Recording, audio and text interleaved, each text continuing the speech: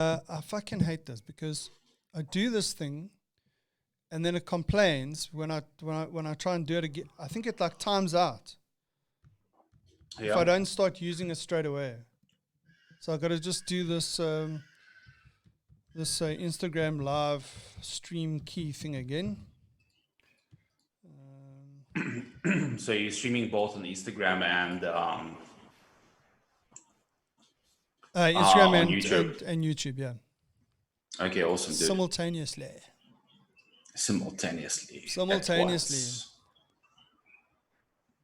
Come on. And now it takes long to log in. Why?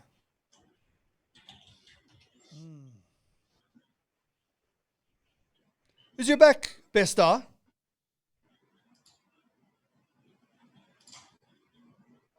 Is your back, Besta?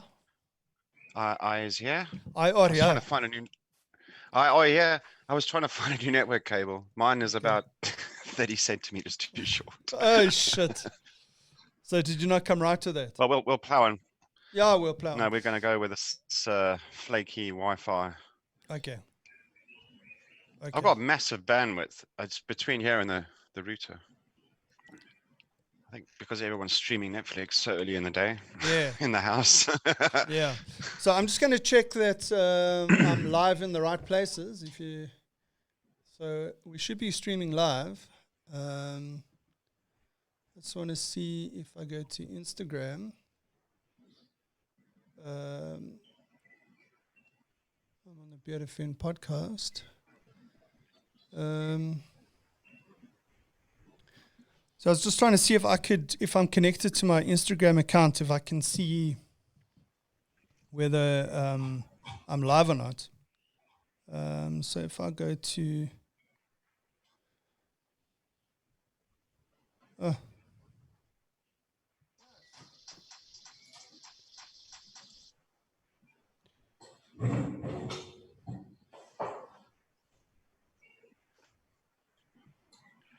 Okay, so it says I'm live on YouTube. I'll just turn the volume down here.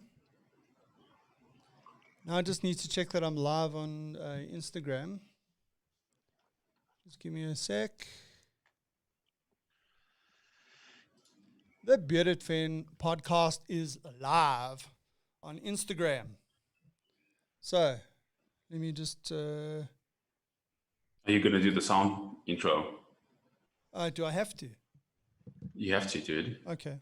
Let me just just on the live on the Instagram thing, I just want to position Lester a little bit better, yeah? Okay. No, Lester. Don't do it. Don't do it. Okay. Let me just sort him out on YouTube, because like we need to see his balding head. Because at least then I don't feel so bad. I feel a bit left out that I'm not wearing a hat. Yeah. Okay, guys. Guess what? What?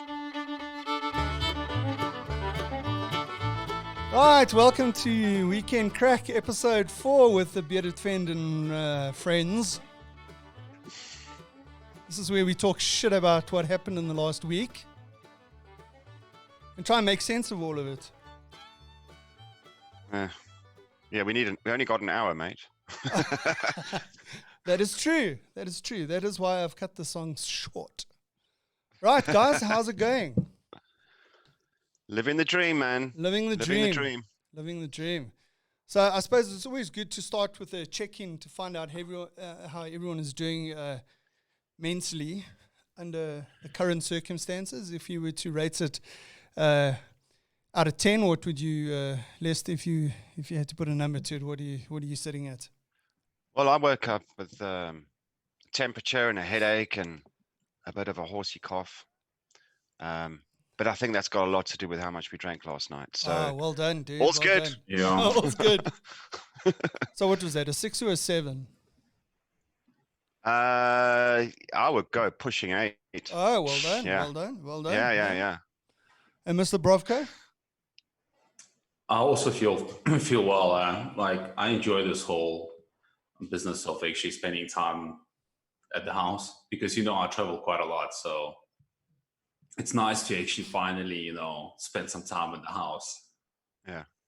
Yeah. Did you And your 14-day quarantine after your last international trip? I mean, did that balance everything out?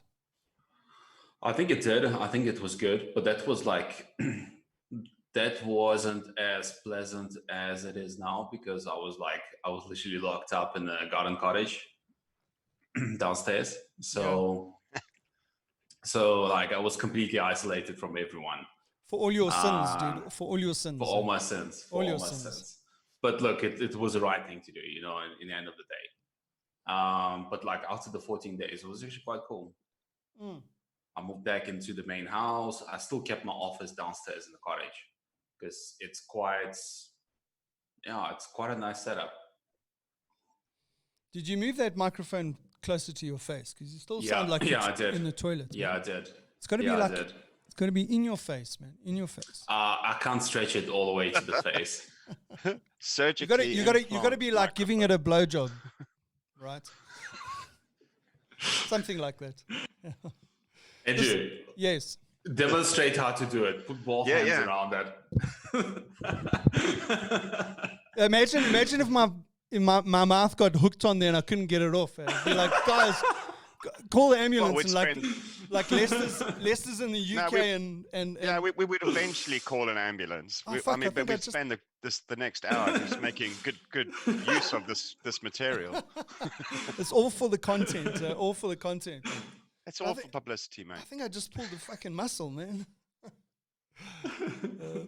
So I don't know about you. Did you get a cramp? Yeah, I got a Andrew, cramp. Did you I didn't warm up. Did you get a cramp just thinking about it? Yeah. I didn't warm up. I didn't warm up properly before I started. What's it going to do with your arms? I don't know. I think maybe I tensed when I try to do that. But anyway. So I don't know. Are there any things that you guys are missing during the lockdown or through, or things that you've noticed that are actually a pleasant surprise that they aren't happening anymore? I can't even remember what usual looks like or feels like. Yeah, because I've noticed traffic outside is definitely got busier this week. People are finding all sorts of excuses to drive somewhere. Yeah. Other than that, it's very much the same. Do I miss anything? I don't miss traveling. Yeah. I don't miss the busy commute. I don't miss waiting for delayed planes. Yeah. Mm-hmm. I think it's all good, man. We should do this more often. How long is your commute, like, generally? To London is about an hour. And I go to Frankfurt every week, so that flight's only about an hour and 20 minutes, but door to door is 6 hours. Yeah, that's hectic. So something that I've noticed early in the morning. By the time you wake up, you're halfway through your commute. Yeah.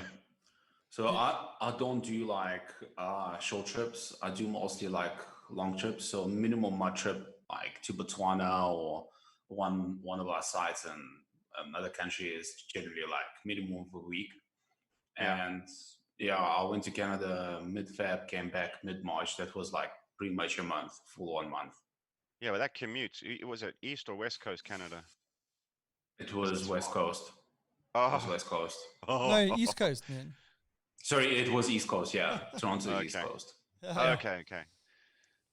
I was going to say, dude, like, I thought you went to Niagara Falls, not fucking Vancouver. Yeah, I did. Niagara Falls was pretty cool. I really enjoyed it. It was basically like a really nice day in basically mid-March or early March. And it was sunny, it was beautiful, it wasn't busy. Were people social distancing yet? No, people not social distancing yet. Like you gotta keep in mind that it's like Toronto has a large percentage of Asian population.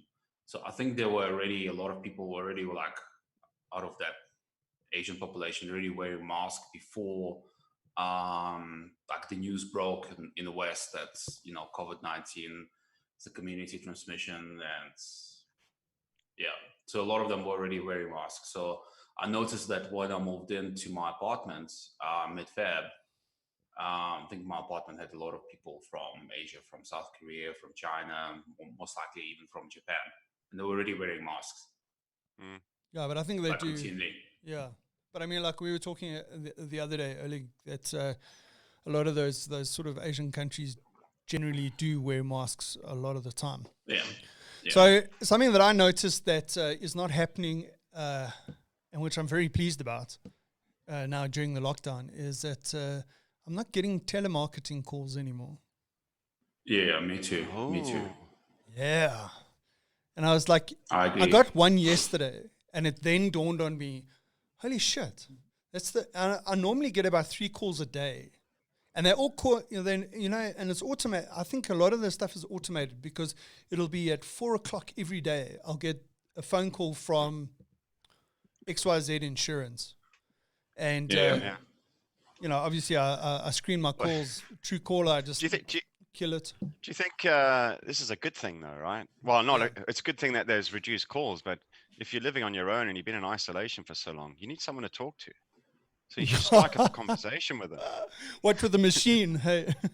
Well, no, obviously when you get to a real person, you got to try and answer all keep of them now. You can't ignore them. Just to see if you can speak to a real person. Go, oh, how are you? No, how are you?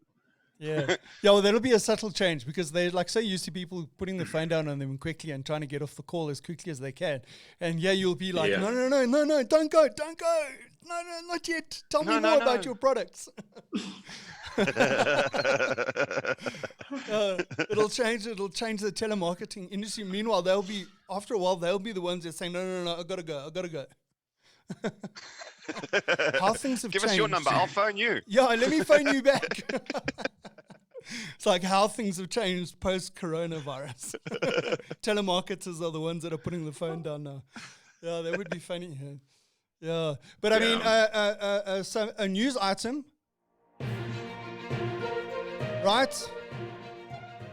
President Cyril Ramaphosa pulls the plug on cigarettes and alcohol for another 2 weeks.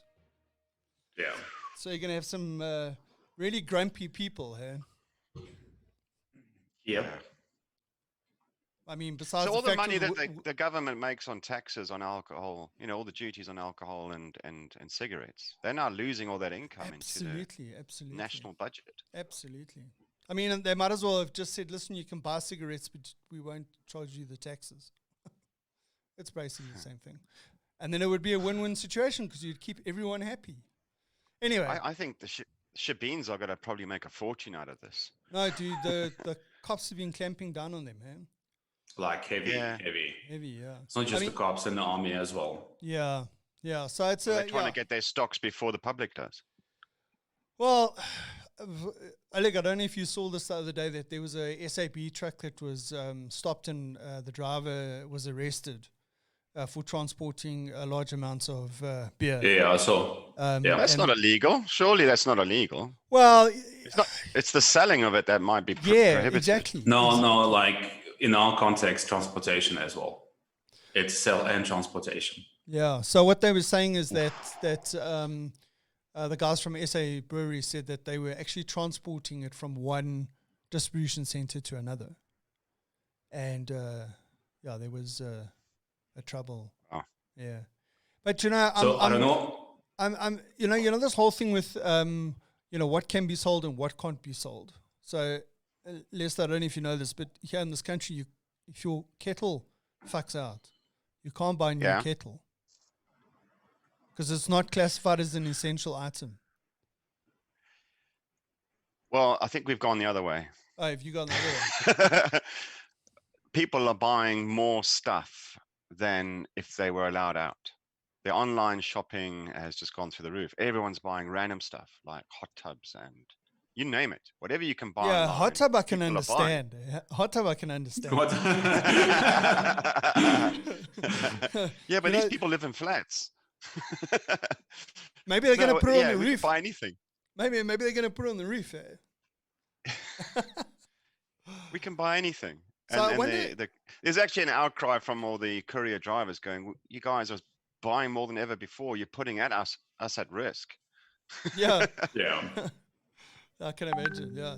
And I mean, the other interesting that thing that came out in the news in the last day or two is the Easter Road accident stats. So alert the death toll. I mean, it's any person that dies in a car accident is a problem. I think the death toll this time around was 28 people over Easter. I think. Yeah. What was it last 28? year? 28. Yeah. That's normally one accident. Yeah, two mini taxis having a moment. 28 people. So I think it was down from 1,000 and something last year. It's over 1,000. Yeah. It's definitely over 1,000. Yeah. So 28. So imagine what the stats are going to look like next year. It's like, the death tolls have increased by 1,000 times or whatever it is going to be. Yeah.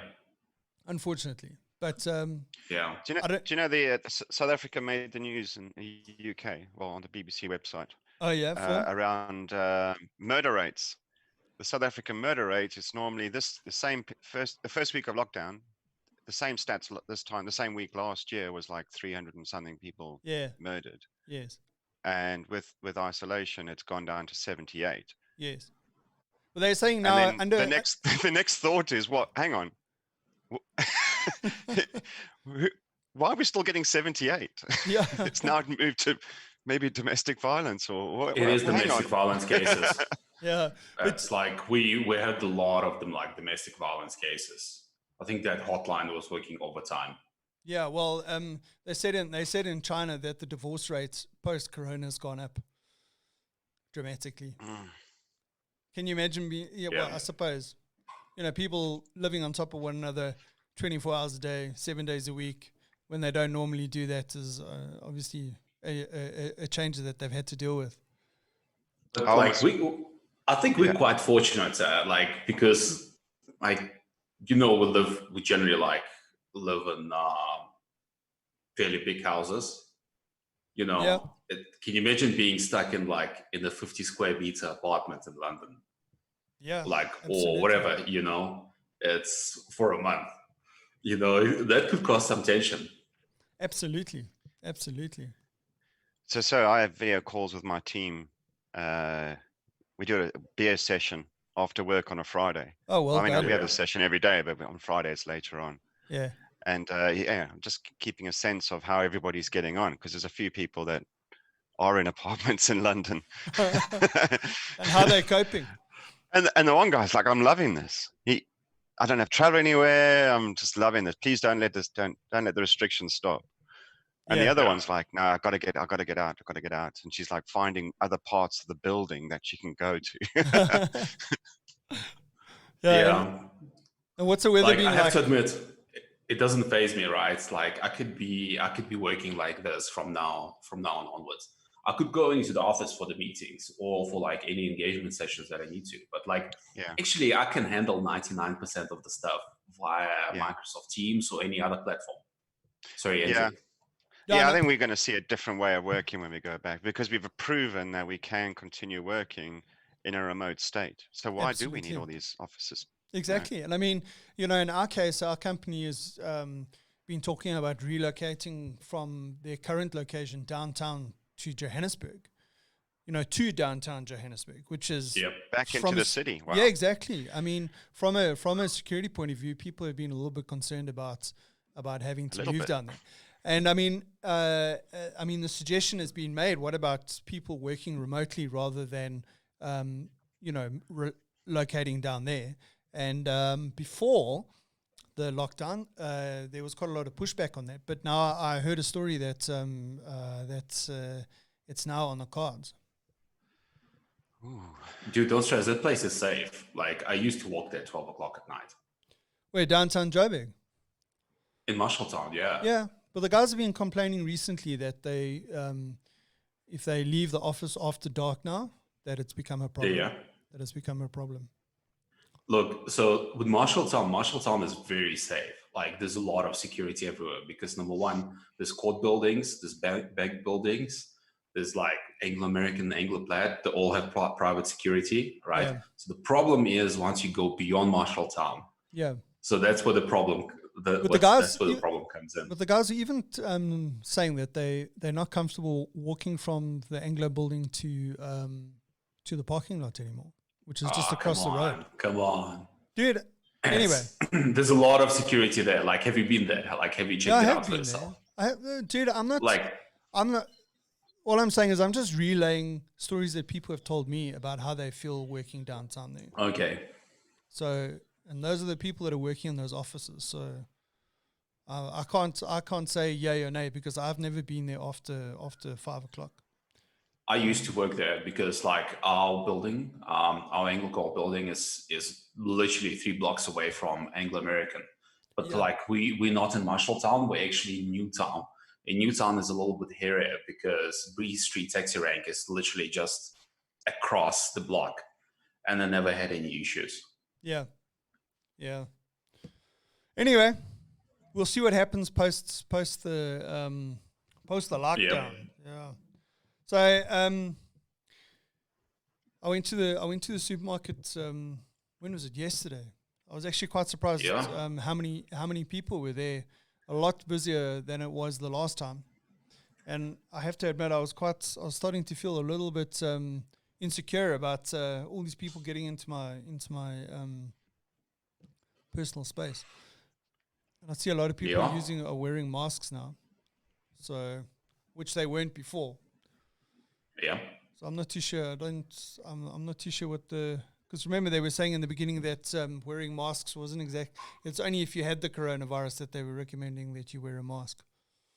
But so wearing mask does help. Like wearing mask does help. It helps from the breaking the transmission perspective.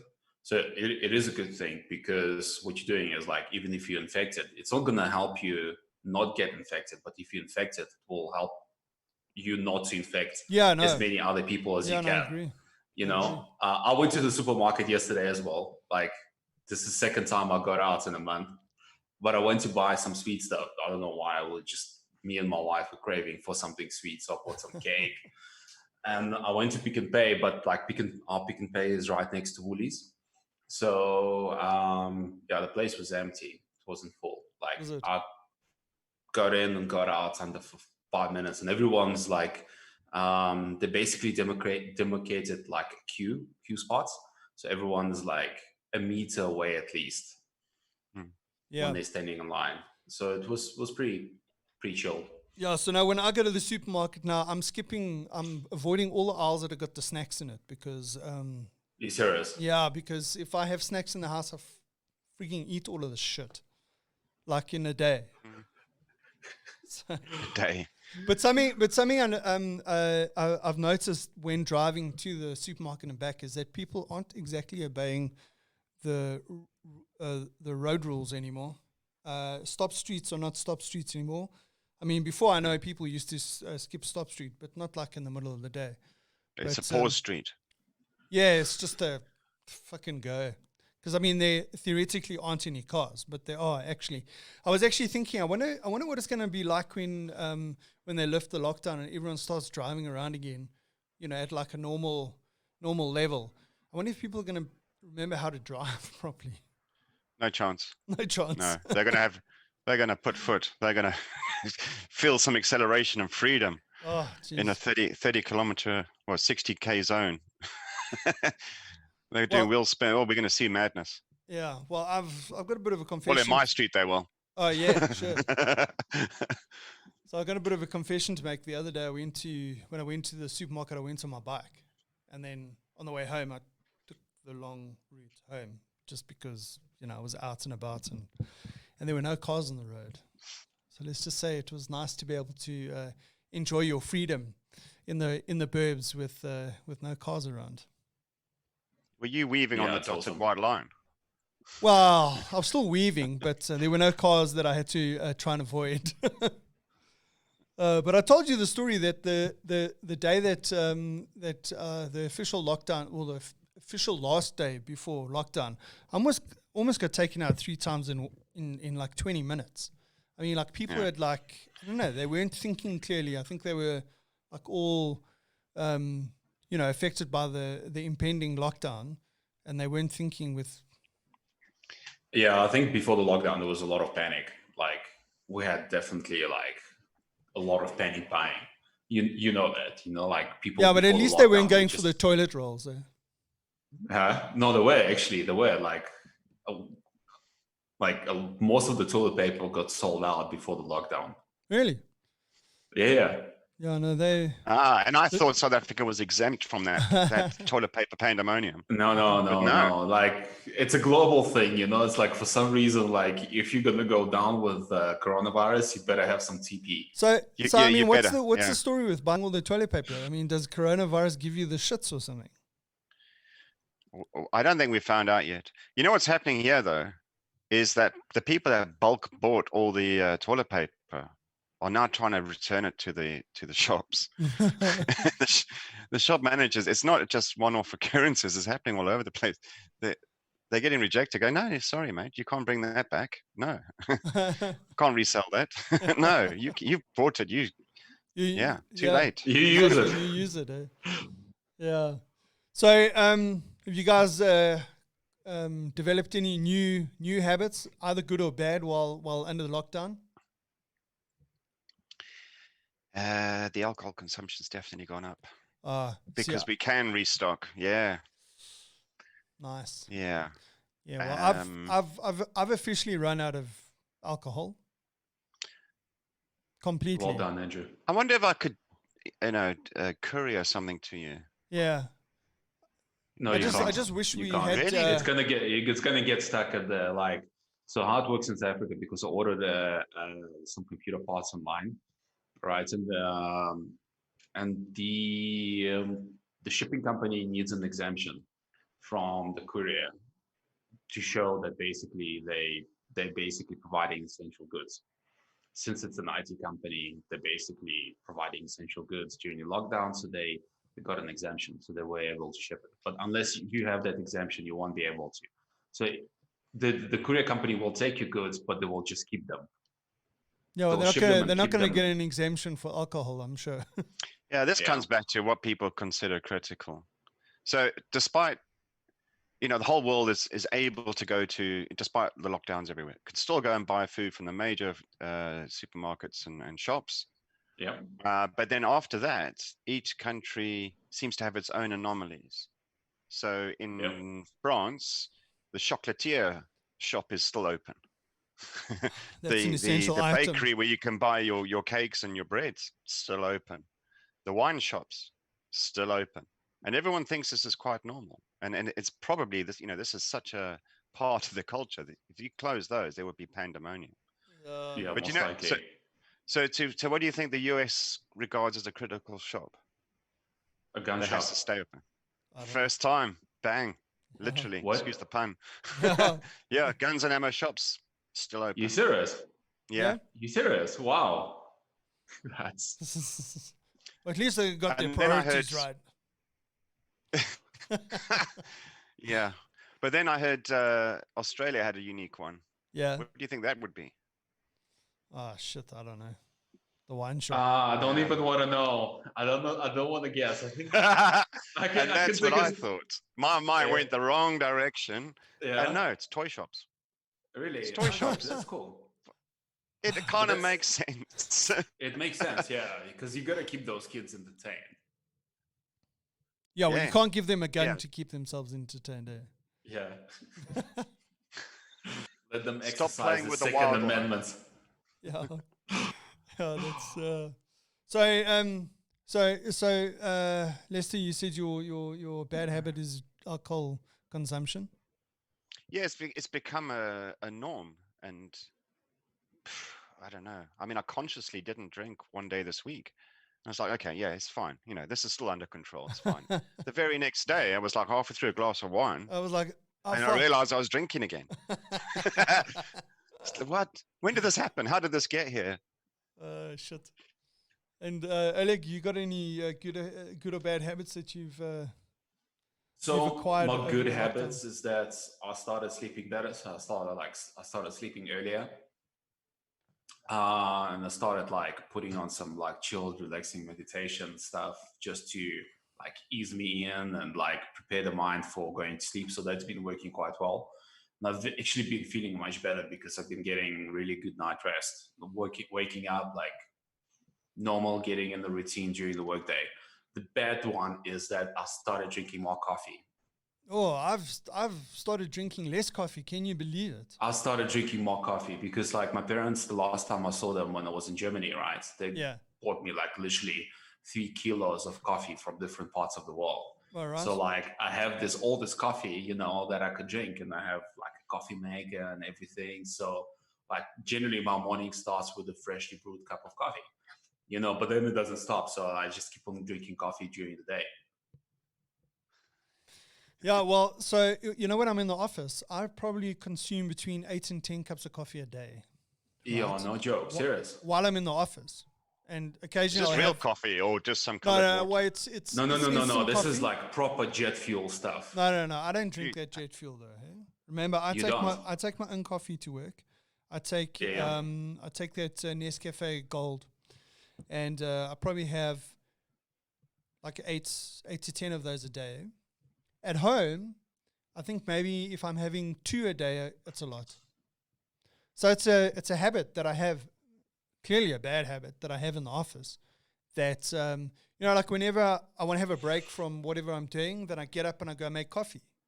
Whereas here, I get up and go eat rather than go have a cup of coffee. Yeah. So what's your bad habit? So if you're running out of snacks, yo, let's go. Who's first? Let's go for it. No, I was gonna say, Marsh, if you're if you're not buying snacks and you need to take a break, what are you eating then? Are you starting to lick the furniture? No. I got smart. I made a batch of biltong, and now I'm having biltong as my snack, as opposed to pecan marshmallow eggs. Yeah.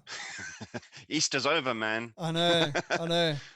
I suppose I could go to the shop and buy some of those Easter eggs on special, but I avoided that. No, I like it. I like your strength. You know, you consciously not buying stuff. You know, not taking advantage of the Easter egg specials. Good for you. But the problem with biltong is, besides the salt intake, but it takes a while to make, right? Yeah. Not just something you can just whip up when you're ready. And if you're eating a lot, that consumption is going to go through the roof. Well, you're facing a problem this week. Well, you know, the problem I'm facing at the moment is I'm running out of biltong because I'm eating it too quickly. Yeah. So, I mean, interesting fact. So, I've got a biltong box to make biltong in, and it normally takes me about 3 days to make biltong. So I buy rump steak that is already cut. It's not too thick. It's, you know, about that thin, about that thick, and probably takes about 3 days, and then I can start eating it. And you know, the lower parts dry quicker than the upper parts. But so this biltong box has got a incandescent light at the bottom. You know, like those old incandescent 60-watt bulbs. But you can't. You battle to find those things now. You can't buy those bulbs anymore. Yeah, exactly. No. So there's a hardware store up the road here that sells them, but some fucker, when they have stock, goes and buys all of them. So every time I go there, the guy says, no, that guy came in again and he bought all of them. I don't know, some idiot. He most likely has like a few of those biltong makers. Yeah. Biltong makers, you know? Yeah. So he's got the same problem, but on a bigger scale. You should see the size of his biltong box. Exactly. Yeah. He's running 6 bulbs at a time. So, so the only bulbs I was able to get the last time are those colored ones. You know, like the blue, the yellow, the red ones. So does this make your meat look a bit moldy? Well, it takes a week for it to dry because it doesn't get as warm enough in that box. Yeah. So it does take a bit of time. Yeah. So anyway, yeah. So yeah, that's the I just have visions of you running out and not being able to wait, and as it's curing from the bottom up, I can picture you with your face in the box trying to gnaw at something hanging up there. Yeah, you know, like where all the juices drip on the tray at the bottom. Yeah, I'll probably be licking that. Oh, you haven't licked the tray. No, not yet. Not yet. Yes. Not yet. That stage Please is coming. put a camera in so we can see it. Yeah. Yeah, Oh, it's yeah. coming. Yeah, We'll yeah, check yeah. in with you next week. I'll live stream it while I'm doing it. But I mean, talking about that, this morning I had a thought. Lester, when did you leave South Africa? Can you remember? 19 years ago. Okay. 2001.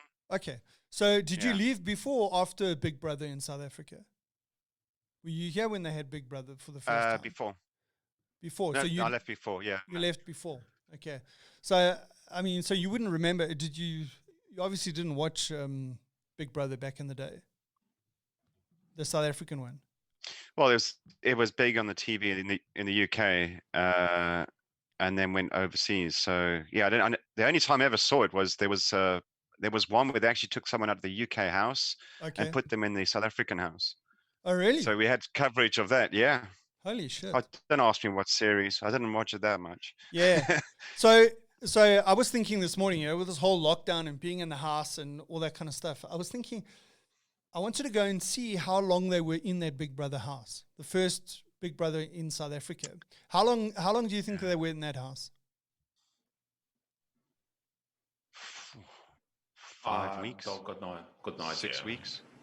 106 days. 106 days. Yeah, That's so the for last guy, for the winner, right? Yeah, for the winner. Yeah.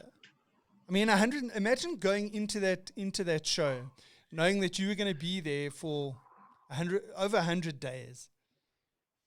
I mean, that's more than 3 months. Okay. No, I was just. Where am I now? Where are you now? So I've done 5 weeks. I've done 5 weeks. Yeah. So you. Yeah, but the thing is, they kept them busy. So their days, although there was a lot of lazing around, they did give them stuff to do, right? Yeah, to absolutely. keep them entertained. No, Unfortunately, They we had have work to that keeps us busy all the day. Yeah. They had to do challenges and all that kind of stuff. Yeah. Stab people in the back. Oh, jeez, dude. Yeah, I mean, that's a fine art. It takes a while to build up and hone your skills. Yeah. But we kept busy, right? So it's slightly easier. Yeah, but I reckon after being in the house together for a short period of time, we were talking just now about people in small confined areas living on top of one another. Can you imagine? I don't know how many were there, 7 or 8 people in the house. Yeah. Can you imagine it? It didn't take very long before people were getting on one another's nerves. Yep. Absolutely. But there's always a love interest. There's always someone that goes, yeah, you're all right. Yeah. And then suddenly this is the best scenario ever. We're stuck together in this house, Got nothing else to do. Yeah, got nothing else to do. How are you doing? Yeah, how are you doing? And I'm sure, I mean, in the beginning, I suppose you're pretty conscious that the cameras are on you.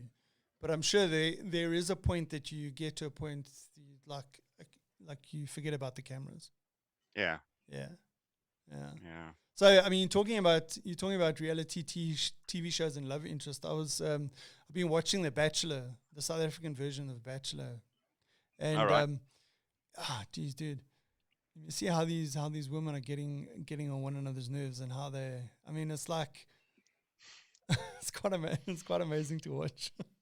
I love watching the body language when one of the women goes on a date and she comes back and she's got a rose and she's got some jewelry and she's had this beautiful date with this dude and like all the other chicks are sitting back in the house, they're all also vying for the same dude and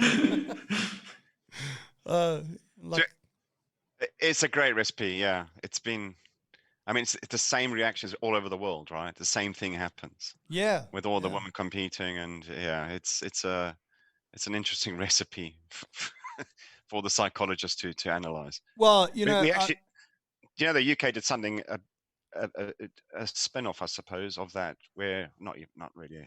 It's a similar thing, where they had a whole bunch of people, young, attractive people, and they put them on this beach resort.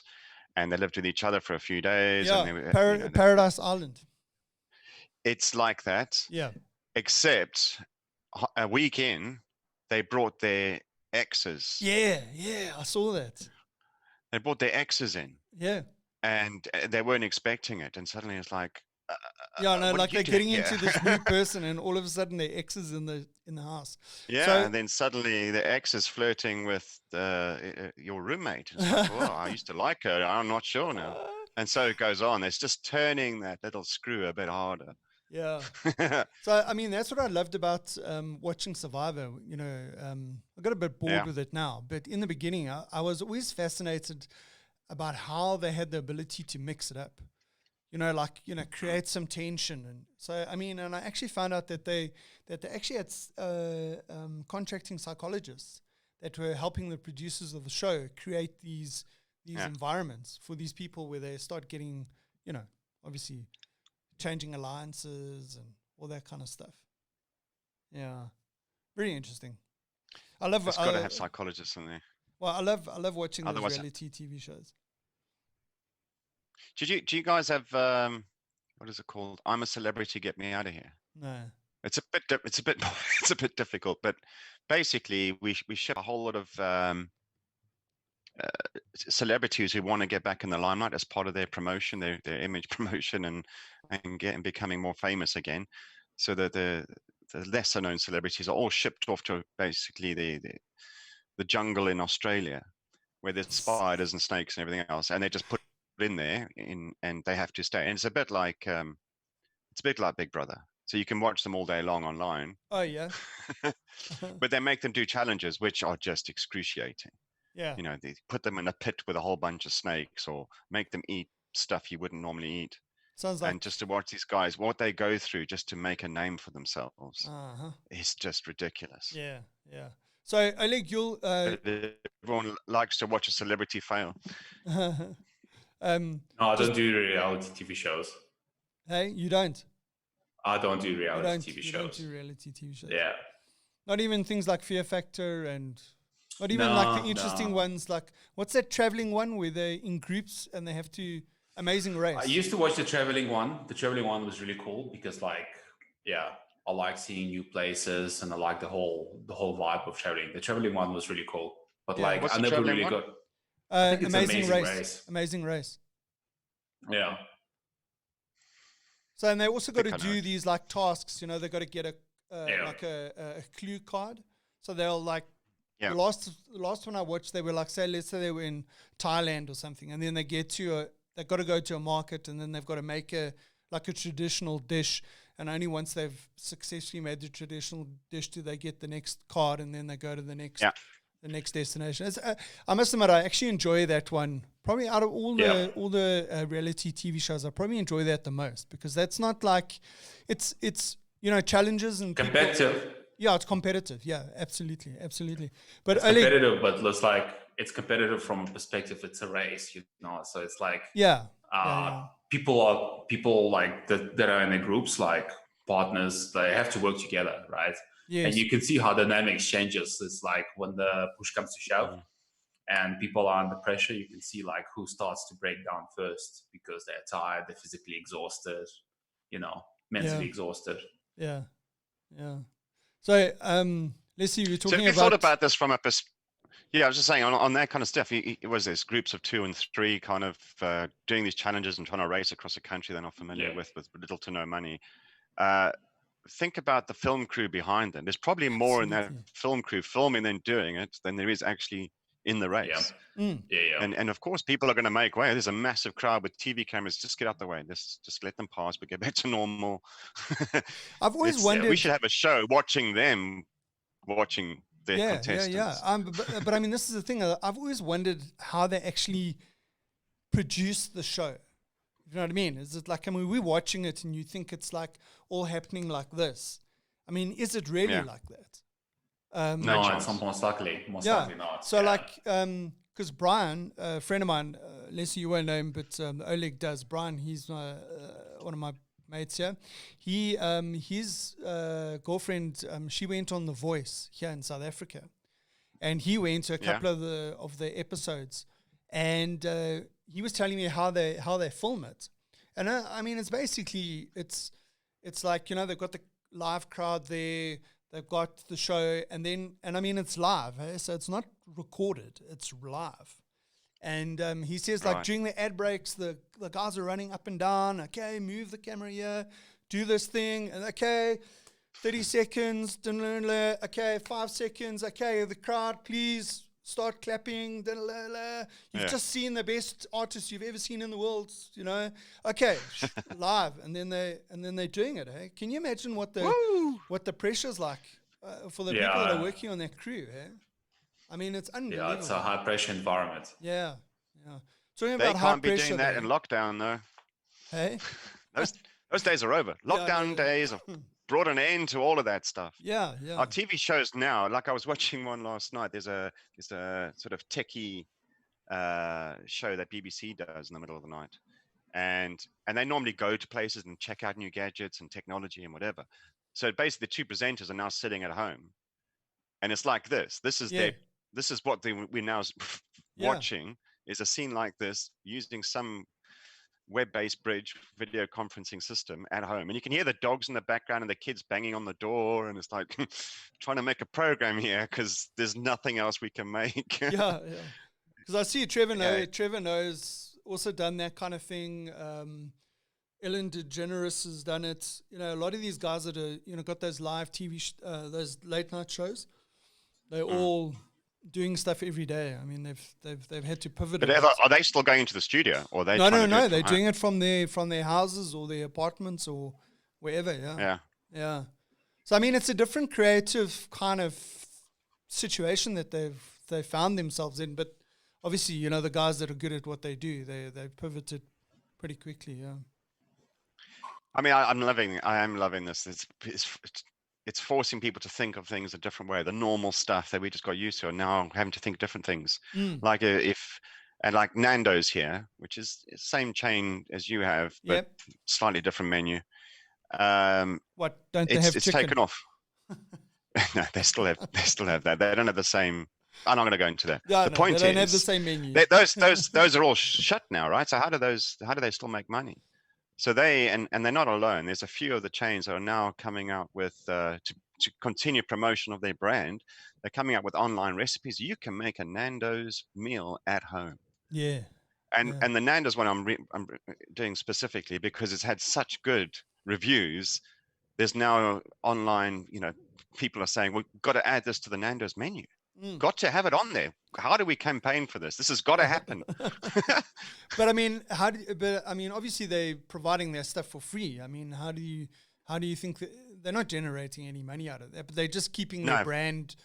It's brand awareness that they. Yeah, but it's in your mind now. So yeah, absolutely. You've made their food. You like the Nando's stuff. You remember what it was like back in the day. So one of the first things you're going to do when you're allowed out, you're going to go to Nando's. Absolutely.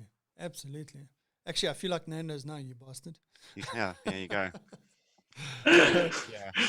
But listen, just going back to the whole reality TV show and, you know, putting people under stress and the things that people do for celebrity, for their, you know, their brand image and all that kind of stuff, and going back to The Bachelor.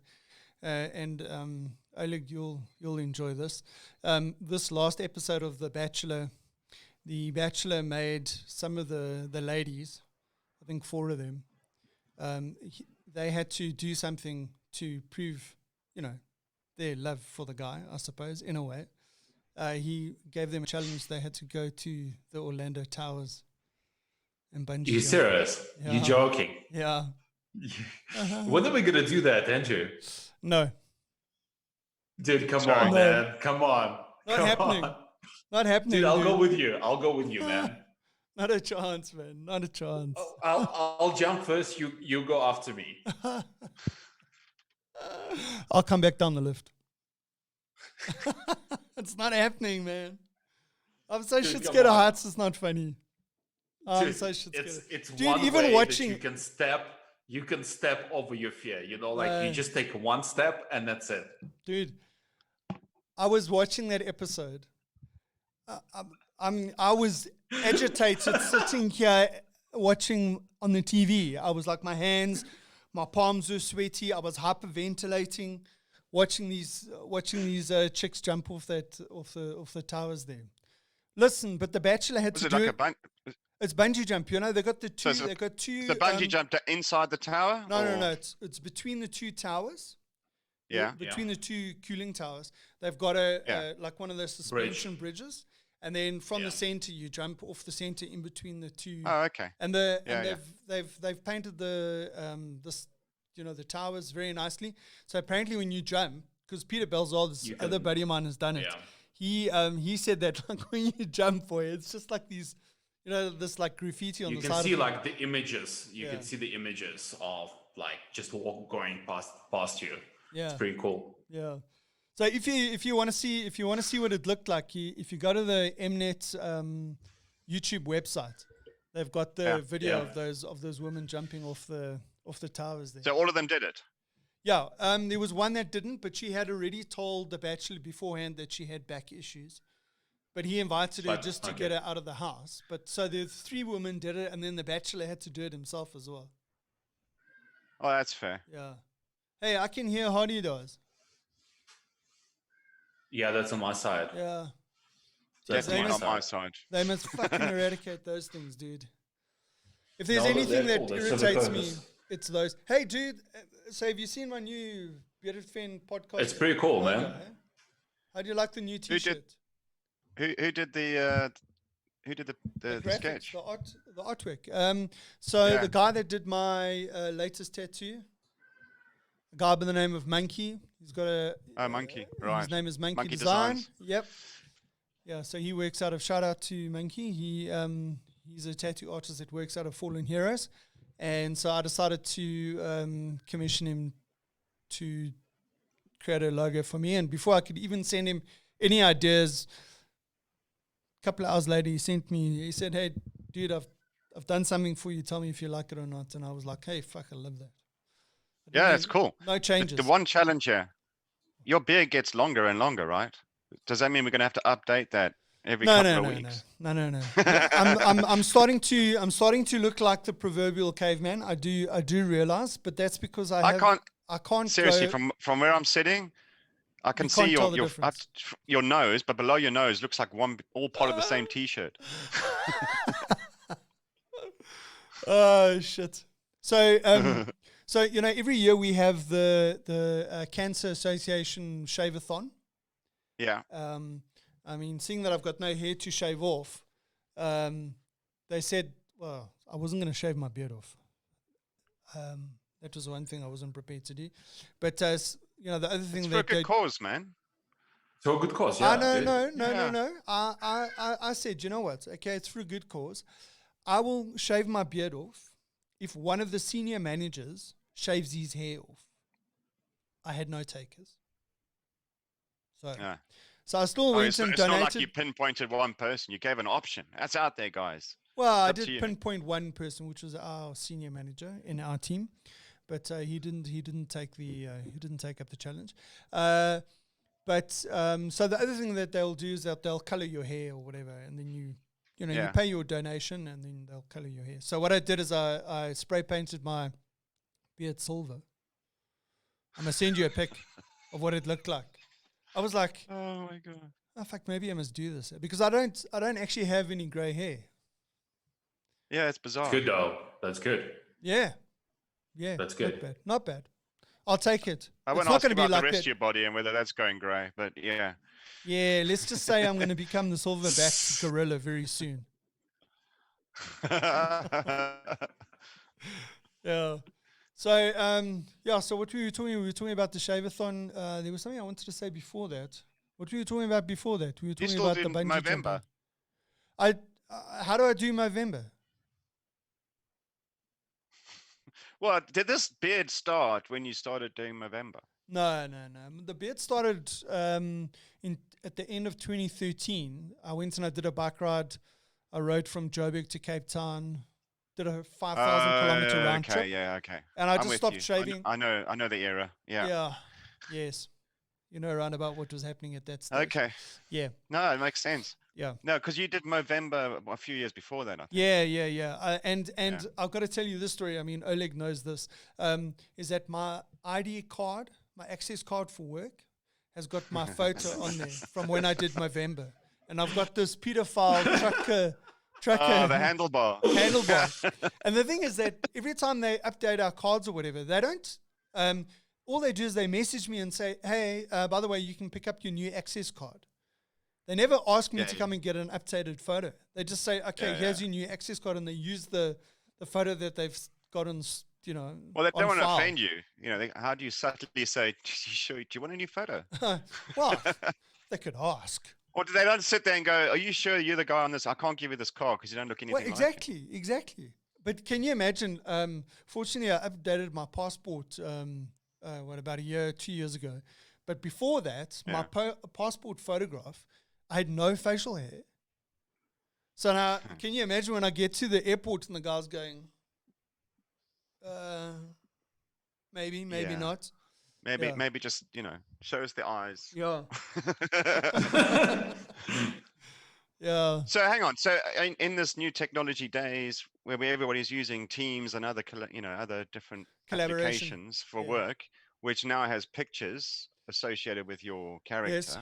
Yes. So my picture is the picture I had for my first ID card when I started many years ago at this company. Right. You know, when I still had more hair and less gray. Yes. That's now the picture that goes all over the world. Okay. And so when people speak to me on the phone going, oh, you're a lot younger than you sound, or something derogatory like that. But it's out there now. You can't change it that easily. Well, fortunately, mine's a fairly updated one. Mine's only about 3 years old. And then I had my beard, so at least I looked. Was it silver at the time? Please tell me it was silver at the time. What? Silver? No, it wasn't. No. That's what I wanted to say before I was saying that I can't get out of the house to go get my beard trimmed. So now I'm starting to look a little bit like a Neanderthal because my beard's like starting to go like this. And the other day I had to just trim my moustache because I was starting to eat my beard. So every time I was having supper, I don't have to go into details. No, you don't, no. But it's a good way of flossing, though. Well, but not all the way around the back, eh? Well, you take from the bottom of the beard and then get it in the face. So if Oleg, remember that time that we did that charity thing at work where we were packing food parcels for some? I remember. Yeah. So I couldn't. So we had to put hairnets on, right? Okay. But you had the beard nets as well. But I had to, so I had to, because I've got no hair on the head, but I had a problem with the beard, you see. So I had to take the hairnet and put it over my beard. But the only way I could do it is I had to put it over my whole face. Yeah. Anyway, and also, like with now, if I did want they try and put it mask, in a ponytail? In a ponytail. No, I've seen that here because there's if you go to anywhere, especially the Muslim community, obviously there's a lot of beards in that community. Yeah, and some of them, in working in food, they have to wear the hair nets and such and cover up. Yeah, and I have seen ponytails. Oh, on the front of the face, they look like something out of Pirates of the Caribbean. Yeah. My daughters have plaited my beard before. It doesn't look that cool though. I suppose maybe if I did 2 plaits like this, maybe it would. Then you look like what's his name? Obelix. Asterix and Obelix. Did you know? I don't know if this. Sorry, Oleg. I don't know if this is I haven't been able to verify this, but someone sent something out like a meme or something on Instagram shortly after this virus came out that there was a character in the Asterix book called Coronavirus. I don't know if it's I don't know if someone's photoshopped it or something. I think we're sound legit. Eh? We're gonna Google the crap out of that. Yeah, I don't know. That's why I say I haven't been able to verify it. Yeah. So, guys, we're coming up for an hour soon. I was gonna end off with some weekend slang talk. Yep. Yeah. So I mean, Lester's been out of the country since 2001. Oleg, how long have you been in the country? Since 2000. Okay, so there's no correlation. As soon as he got in, I was out of it. Yeah. So I wanted to ask Lester quickly, in terms of going to the UK and having come from South Africa, and as South Africans tend to have some slang words which actually a lot of them originate out of Afrikaans. I mean, did you ever find that people didn't understand what you were saying when you were talking and using South African slang? Yeah. I mean, like we refer to robots, right? Yeah. If you Traffic start lights. saying, if you're giving directions to someone in the UK and you start talking about if the robots go right, they give you this look of what's a robot? Yeah, You yeah. have visions of these things marching down the road, directing traffic or something. Yeah. Or if you say the word "yeah," it's you're suddenly in from a different genre of society. The upper class say a lot, yeah, oh yeah, they say Yeah. that a lot. So if you're saying "yeah" like we do all the time, Yes. then you're a bit posh, man. Oh, really? I didn't realize Yeah. that. Okay. I know. Interesting. Yeah, I know. Yeah, I know. And like the word like lacquer and all that, did you use that word as a? Can you remember using? Do you know, lacquer I work with a few South Africans who've been here for a while. Okay. But when we start talking in the office, all of these words just suddenly flow back into conversation. Oh, But we right. consciously have, over time, eradicated it from the vocabulary. Yeah. But as soon as we start talking to each other, our accents change. Like my accent's probably changed in this call. Okay. But our accents change and we start throwing out slang all over the place. Yeah. Yeah. Yeah. And Oleg, like after you came to South Africa, I mean, the South African slang, did you are there words that you didn't understand or still don't understand? Yeah, a lot. You know, I don't speak Afrikaans, so like Yes. I can't understand Afrikaans. So yeah, there's still a lot of words I don't understand, especially like if somebody starts speaking Afrikaans to me, I just go blank. Yeah. Yeah, I'm like, absolutely. okay, sorry guys, not really from around here. Let's just switch to English. Although you have just said yeah. Yeah. That's true. That's true. I think that's one of the things that I've picked up. Yeah. Because it's such an easy thing to pick up. Yeah. I was on an interesting call earlier in the week where we had all the legal people from around the world on a conference call. We're talking about a standard template service agreement. I won't bore you with that, but because there's people from all over the world, we had at question time. The guy from Joburg was on there, and he said he asked a question, and then afterwards he said, yeah, cheers, eh? Cheers. Cheers, eh? And the guy in America was like, was that a question? If you break that down, yeah, cheers, hey. Yes. Hey sounds, South Africans tend to end South Africans answer questions with questions, right? Yes, yes. But I mean, have you seen the Australians? Question mark at the end of it, hey? But have you seen the Australians do that as well? But they never answer you. They always tell you like the negative of it. They don't tell you, like if you ask them a question, they don't say yes. So like, like, how are you doing? They say like, not bad. No, they don't say they're doing good. Not bad. So when are we going? Not long now. something like that. Yeah. So just give me a definitive answer. Yeah, exactly. So, and I mean, in terms of the UK, I mean, are there slang words that those guys use that like are unique to Pommyland? I mean, if anyone who watches the movies like Lock, Stock and Two Smoking Barrels and that genre, those words are all over it, right? Like and it's quite interesting because Cockney, to try and tackle, well, it's not just Cockney. I mean, plonker, wanker. There's tosser. There's all of those. Yeah. That are part of general conversations. But if you're making a movie that you want to go international and you're using these words, you got to think: are you going to put subtitles in, or should we change the vocabulary? But then it's going to kill what the essence of those characters are. Yeah. No, there's a lot of slang here, and it is regionalized. Yeah, absolutely. But most of it comes back to the same things. Yeah.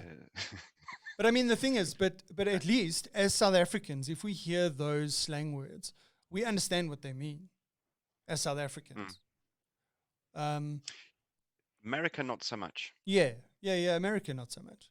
Yeah, absolutely. But I mean, I'm just saying that for us as South Africans, we like even with Australian slang words that you hear, I mean, you understand what they're talking about. There are a couple that you might not exactly understand what they're talking about, but generally you will understand what they're talking about. Whereas, often it's the other way around. Like people don't understand what South Africans are saying because I think it's that cross-language But do you think it's? I mean, it's changed as well. It's not just the Afrikaans creeping into the South African English language. There's other tribal languages, right? Yeah, There's words absolutely. that are coming into every day. Like Aish. Aish. Yeah. That's just works, right? Yeah.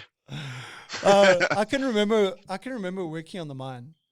You would have a black guy that would be working there that came from some homeland or something. I mean, obviously we're talking, pre the 94 days when they had them, yeah. But I mean, the guy could hardly speak English, but the one word that he understood when he was working in the mine was fucked up. So you would go there and say, hey, like, what's happening? The plant's standing or whatever. And what do you say? It's fucked up. Yeah. It's fucked up. It's one of those you can't say without doing the body language that emphasizes. Like, exactly. You get the point quickly. Yeah. It's like all those English guys who did national service. They went to the army. Everything was in Afrikaans. You quickly learn, right? Yeah. You quickly understand if someone's shouting and pointing, you got to go in that direction, Yeah. whether you understood them or not. Yeah. Can you remember? I don't know if this was before you left or not. There used to be a BioPlus advert with that Besta thing, where you would say, "Hey Besta, hey Besta, you see that tree? Fetches me that leaf. Yeah. Run like yes, the corporal. Run like Run the like the enemy creeps you from the after.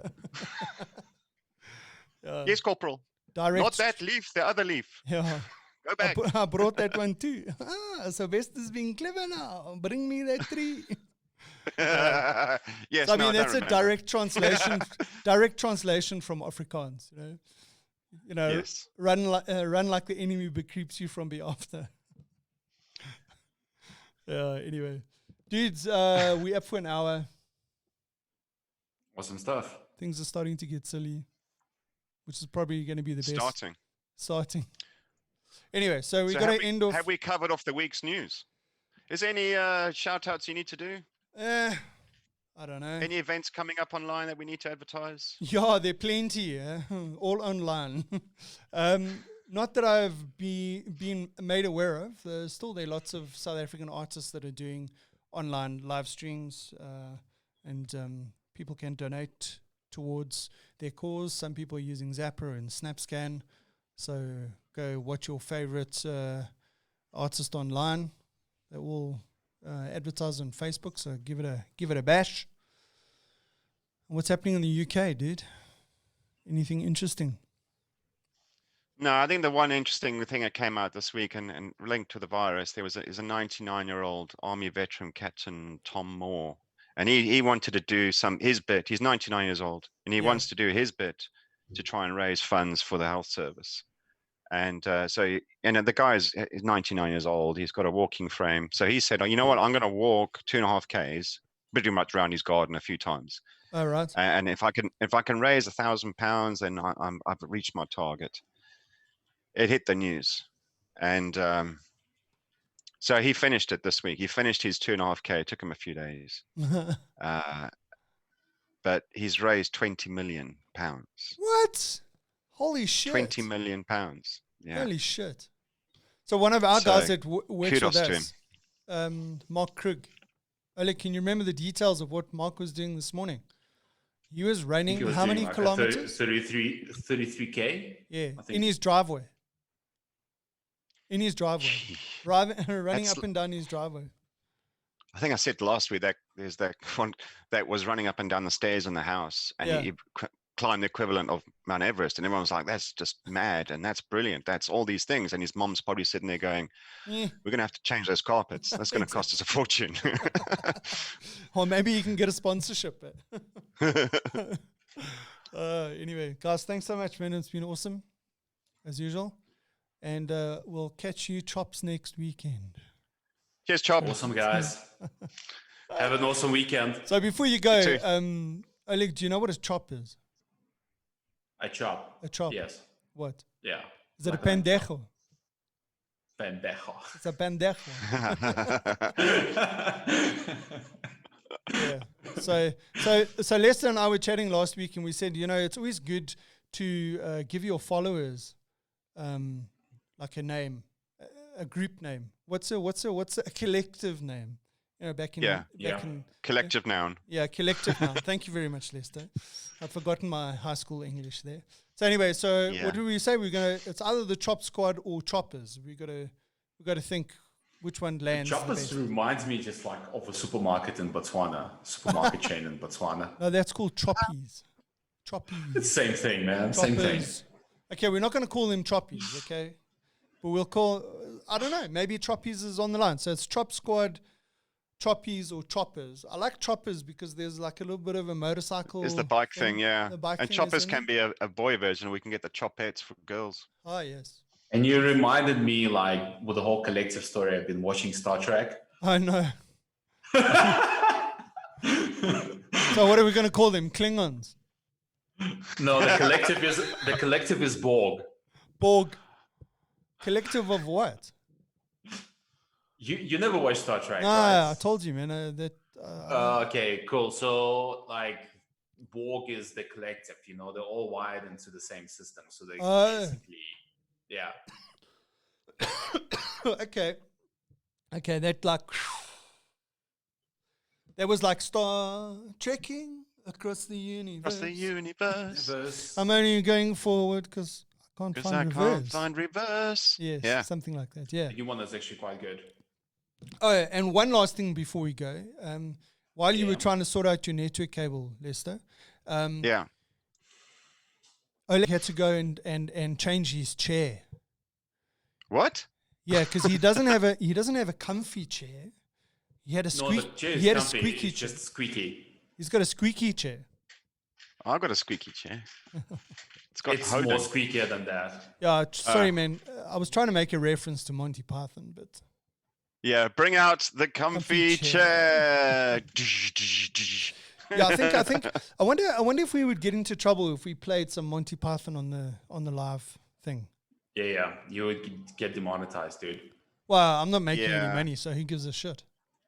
No, I think if you keep it, isn't it something about keeping under 10 seconds so you can play enough of a clip to be recognized? Yeah, they've got this thing which is called fair use now, right? So if you're not making money from it, you're not using it for promoting or anything like that, they've got this new thing which is called fair use now. So, and I think this has come about because of the whole sort of TikTok kind of stuff where they're using snippets from songs and soundtrack from movies and TV shows like Friends and that kind of stuff. Yeah. And I think they've had to bring a new clause into sort of copyright kind of thing. I speak under correction. I'll go do some homework on that and we'll check it next week. But I don't know if you remember last week when just as we were starting the live stream, I was playing some Red Hot Chili Peppers in the background. When I finished the live stream, and I only played it for like a minute or two, can you remember? Like 2 minutes after we finished that live stream, I got an email from YouTube to say to me that I was violating a copyright. But then they said, they wouldn't block the video, but it would be reviewed, and if it was, but I could choose what I wanted to do. Did I want to mute it? Did I want to cut that section out of the video? In other words, they would automatically cut it out for me, or would I? Or I could just leave it, and then they would review it, and then they would make a decision. But if I was, but I wouldn't be able to earn any money from that video if I was monetizing. Sure. If I was using monetization, which is quite interesting. So I don't know if you ever saw. They didn't waste time. Yeah. I don't know if you ever saw my. At one stage, I was posting on Instagram and Facebook my turntable, and I would put on a record. That's right. Metallica. That's right. CCR or whatever it is, and I would like play 10 seconds or whatever. So a while ago, probably about 6 months ago, I was told that they were blocking some of my videos on Facebook. So the Metallica ones, they had muted and blocked, right? I got a message the day before yesterday to tell me that all 3 of those videos have been unblocked because they've withdrawn their claim. Ah. Yeah. And I'm Well, I suppose basically everyone's allowed to use it. scared of being sued, and at some point the buck stops somewhere. They're just trying to, it's risk mitigation. Yeah, well, I suppose in a way, I mean, think about it. You know, I always look at it this way. I mean, if you're not making any money out of it and you're just doing it for fun, the people whose content that is, they actually benefiting from it. Yeah, it's promotion. Yeah, they're getting free promotion. Anyway, okay. You can see I can talk a lot of shit when I want to. Yeah? No, I suppose you do need to do some research. Thank See you. the delegation. Yes, sir. Okay. So your homework for next week is copyright law. Yes, 101. 101. Okay, guys. Thank you very much. It's been awesome, guys. Have a great weekend. Yeah, you